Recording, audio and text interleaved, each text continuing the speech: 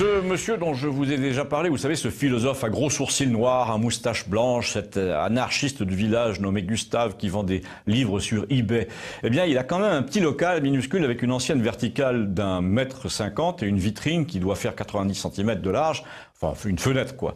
C'est situé à l'entrée d'une ruelle en pente dans les deux sens, ce qui lui a donné son nom. On appelle ça la rue Bombe-Cul, à cause du profil de celui qui monte. Ces temps-ci, on pourrait aussi l'appeler rue Bombe-Torse, parce qu'un monsieur du genre de ceux qui supportent pas les cloches ou le chant du coq, vous savez, a menacé Gustave de porter plainte à la LICRA pour une affiche qu'il avait mise dans sa vitrine. Quelle affiche ?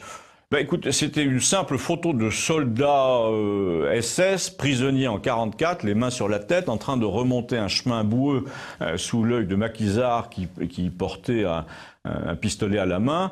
Et le chef des SS se tournait en passant vers l'un des maquisards et lui disait quelque chose. Et Gustave, facétieux, qui prétend ressembler physiquement à la fois à Pétain et à De Gaulle, ce qui n'est pas faux, avait mis une légende à la main en bas. « Vous n'avez pas honte d'attiser la haine et d'inciter au rejet de l'autre ».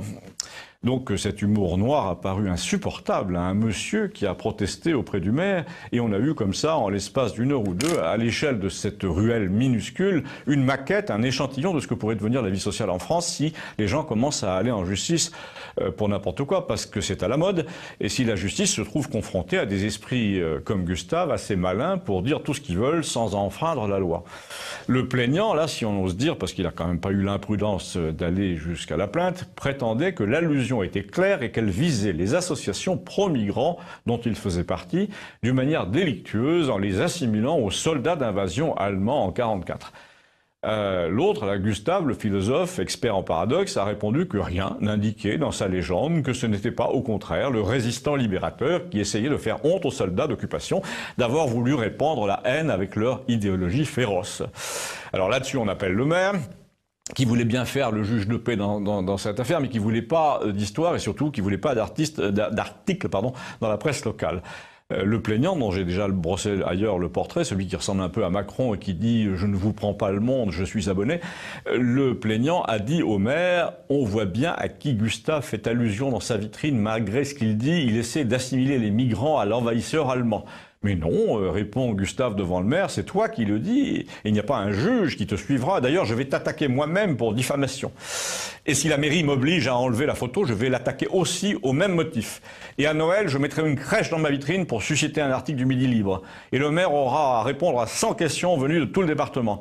Si vous voulez du bruit, on va en faire, a-t-il conclu. Et là, notre ami Gustave a fait très fort parce que le maire s'est immédiatement retourné contre le plaignant. En tout cas, on n'a plus jamais entendu parler de cette affiche, d'autant que Gustave a dit « S'ils veulent me faire juger pour avoir dit qu'une armée d'occupation devrait avoir honte d'invoquer la tolérance, ils vont avoir du mal. » Alors, de mon côté, je lui ai parlé de cette fameuse allusion qu'un juge mal luné aurait pu y voir, et je lui ai dit qu'il fallait rester prudent quand même. Et il a répondu avec son beau sourire d'anarchiste toujours plus rusé que ses ennemis « Allusion à quoi ? Je n'entends point ce que vous voulez me dire, monsieur. » Et il m'a cité de mémoire une scène entière de Molière où le valet d'Harpagon fait allusion à son avarice sans le nommer. Il m'a dit que si Molière était parmi nous, il ne pourrait ni monter ni jouer une pièce sur les migrants. Il aurait le Conseil d'État sur le dos. Déjà, je te rappelle, me dit-il, que dans les fourberies de Scapin, ce sont des Mahométans qui enlèvent le fils de Géronte pour l'emmener en Alger, ce qui est inadmissible, tu en conviendras. D'ailleurs, tu vas voir que la pièce ne sera bientôt plus au programme des classes de 3e. Les fourberies de Scapin et leurs allusions aux preneurs d'otages turcs relèvent-elles de la diffamation ? Votre avis là-dessus est le bienvenu, merci.